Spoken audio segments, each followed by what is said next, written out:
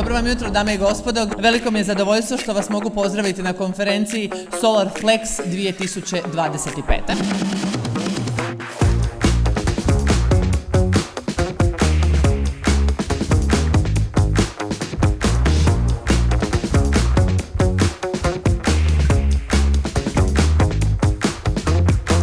Stručnjaci su danas na panelima i kroz svoja predavanja istaknuli važnost ulaganja, konstantnog ulaganja u infrastrukturu i baterijske sustave, a sve kako bismo što prije došli do zelene tranzicije. Samo kroz inovacije i suradnju možemo osigurati održivu i sigurnu energetsku budućnost.